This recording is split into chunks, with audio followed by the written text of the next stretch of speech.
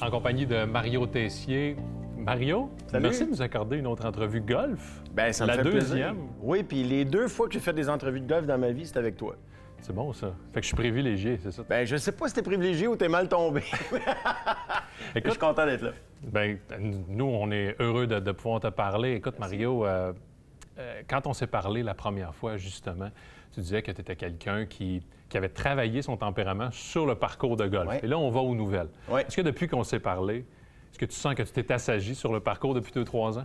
Oui, vraiment, parce que, tu sais, à un moment donné, tu comprends que tu seras jamais assez bon pour avoir un caractère de marde. Tu sais, quand j'en vois se fâcher à la télé sur le tour, tu fais « OK, lui, il peut se fâcher parce qu'il sait qu'il peut faire cette shot-là 99 fois sur 100 de la bonne façon. » Moi, je vais la faire 1 fois sur 100 de la bonne façon. Fait que je peux pas avoir le même rapport par rapport à mon jeu.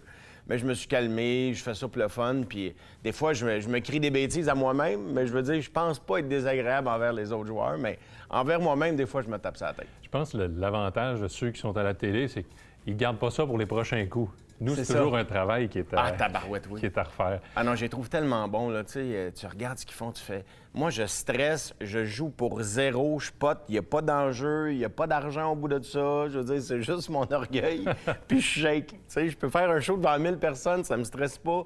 Mais poter devant 4 personnes que je connais pas, on dirait que ça me stresse. C'est fou, hein? Moi, je suis un hyperactif, puis le golf, c'est un peu la seule place où t'as comme pas le choix de te calmer, parce que c'est pas toi qui décide. C'est le golf qui décide, tu comprends? C'est la nature qui décide, puis je trouve que c'est ça qui est de beau avec le golf.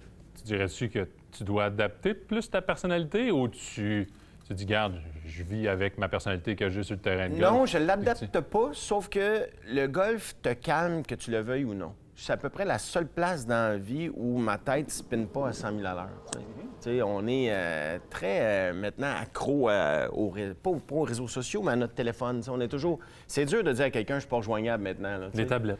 Les tablettes, le téléphone, peu importe. T'sais, avec Internet, puis on est très facilement accessible. Je trouve qu'au golf, c'est la seule place où pendant 4 heures, 4 heures et demie ou 5 heures, ça dépend de qui joue. Tu sais, tu mets la switch à off, puis tu fais juste t'amuser, puis tu es avec des amis qui carburent à la même passion. Tu sais, le golf de début de saison, le golf de fin de saison. On leur charme Exact.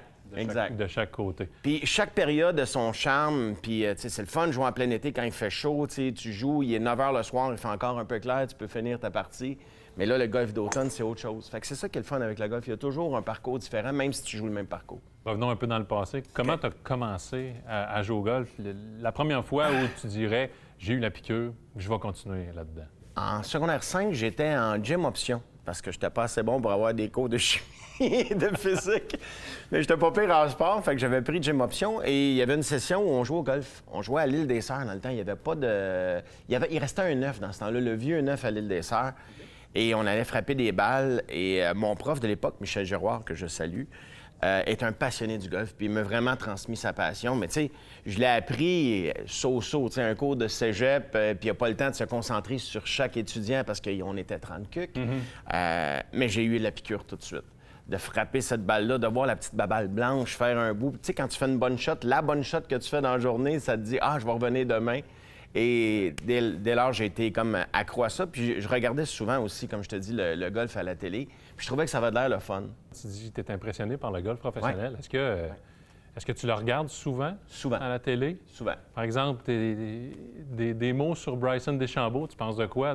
C'est sûr que pour les puristes du golf, dont je suis, tu sais, moi, je suis un amant du golf. Écoute, mon père regardait le golf avec, je me rappelle, de Chichi Rodriguez, puis tout ça, Arnold Palmer, Jack Nicklaus, puis tout ça.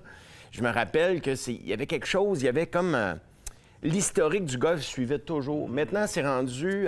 ça a toujours été un sport individuel, mais on dirait que c'est vraiment axé sur la performance de l'individu maintenant, puis on perd un peu l'essence de ce que c'est le golf, à mon avis. C'est très machinal, c'est très mécanique. Oui, puis j'aime les moins ça. Moi, j'aime le côté golf émotionnel. Tu sais, quand Tiger faisait une shot, puis c'est ça.